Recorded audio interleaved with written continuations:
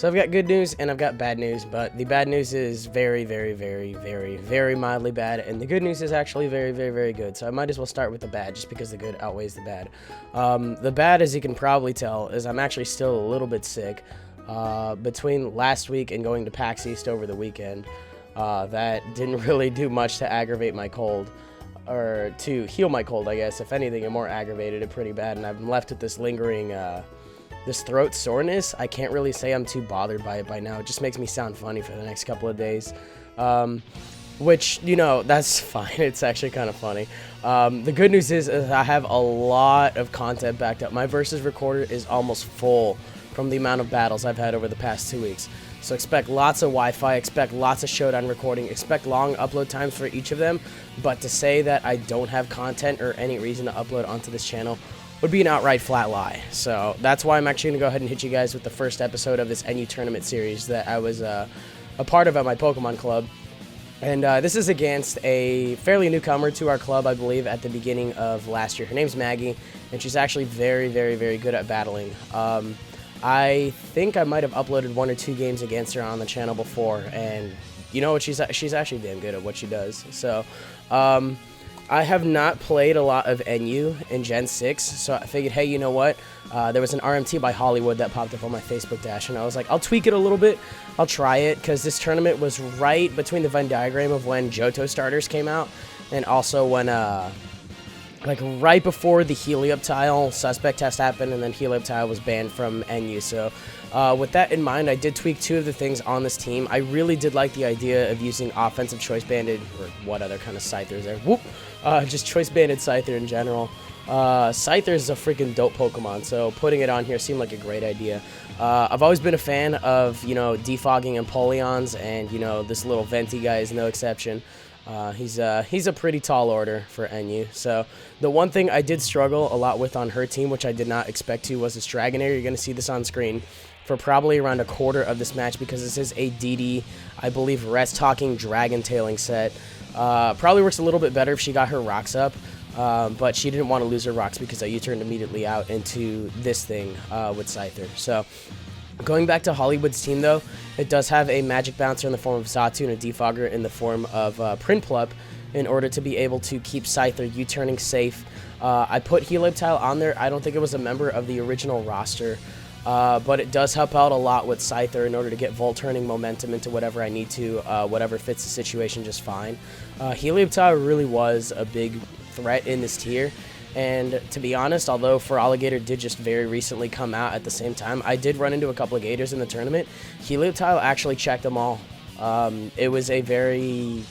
It didn't take a lot of thought to see that, hey, you know what, I have dry skin, I can be immune to just about anything it wants to throw at me.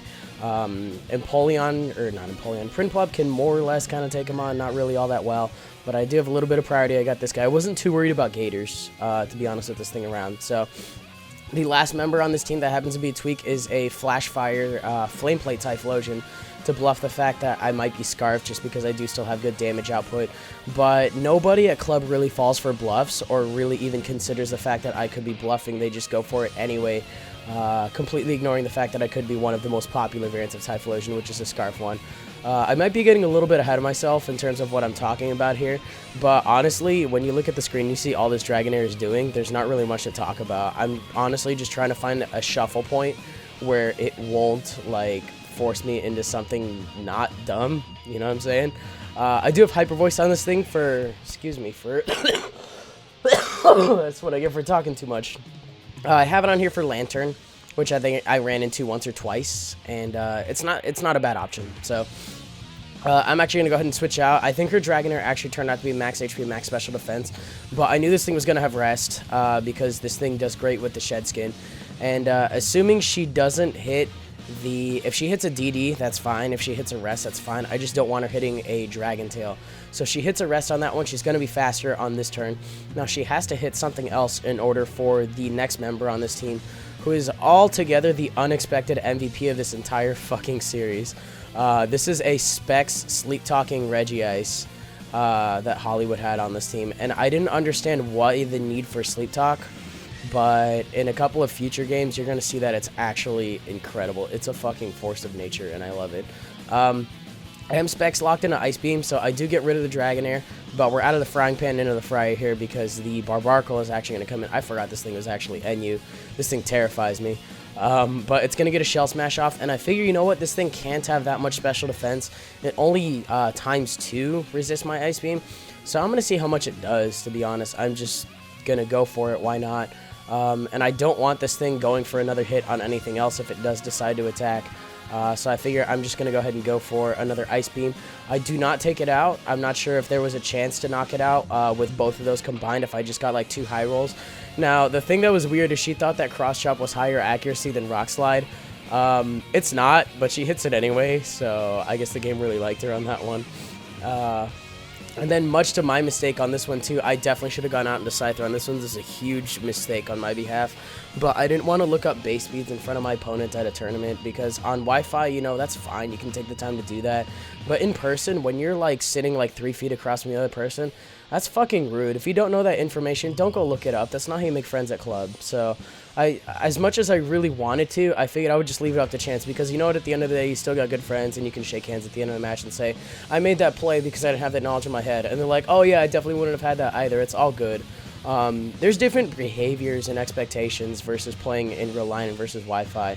And a lot of the friends I've made in person, you know, have just been really cool to the idea of both. And I play really healthy amount of both, which is absolutely why oh my god. I go through periods where I hate this game, honestly, but I love this game through and through. And, you know, despite all the shitty things that'll happen in any game, I can't ever say I would 100% ever fully get tired of it unless there were other circumstances in my life that led me to just not play it. I'll go through periods where I probably won't play it, but I'll probably never get sick of this damn game as long as I live, so... this is Flame Plate Typhlosion, as I mentioned, going to come in and just hopefully go for some eruptions here, but I don't have the stopping power to get rid of a Lapras, especially if it is a more special defensive variant, which I have no idea at this point, but Eviolite Prinplup is going to be able to take a Surf very, very, very well. I don't have a lot I can do to the Lapras outside of Toxicate, though, and then I actually see a Rain Dance come off of this thing, which makes me think it could be Rain Dance DD, Rest and probably Waterfall just because hydration is a thing, or it could be like Rain Dance, Curse, Rest, and like Ice Shard. I don't know, but you see Rain Dance on it and you think automatically hydration, but it didn't heal at the end of the turn, so I'm thinking it's maybe just there just to be a general power up to her moves, just because she could just have 3 attacks and rest. I do see T-Bolt, I do see Surf. It's probably got Ice Beam. I know Lapras has had, you know, those 3 solid staples for attacks, but the 4th one is usually up to whatever the user wants to use, so that's all cool. You know, Rain Dance, I don't see it on Lapras, but the one thing that's also in the back of my mind that it could serve a purpose for is if her Heliolisk has Thunder, which she does have a Heliolisk. We were one of, like, me and her were like 2 out of 3 people in the room to bring him, just because they knew they were still allowed for the time being. It was going to be pretty scary, but hey, you know what, we can go with it. So I'm going to go ahead and U-turn out. I'm not sure if an Aerial Ace would have been able to take it out from there, but I'm going to go ahead and U-turn on the off chance, you know, potential Death Fodder / Ice Beam. I thought she would have gone for the Surf because it was rain boosted.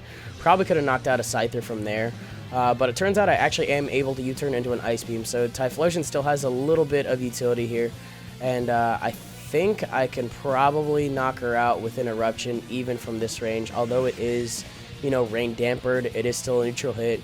It's still a pretty high base power move, and more importantly, she's in the red, so I didn't see a lot of survival coming off of that one. Right here, holy shit, this thing's really scary.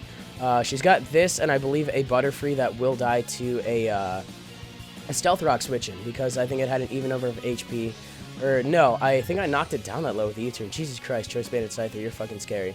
But much to my surprise, Scyther actually lives the Life Orb Rain Boosted Surf with 4. I'm going to go for a Quick Attack right here, and it's relevant that this thing is Life Orbed because Quick Attack actually does a huge chunk to it, and I believe Surf, this is important because if it knocks itself out owing to Life Orb Recoil, I send in Typhlosion and the Butterfree dies to switch in.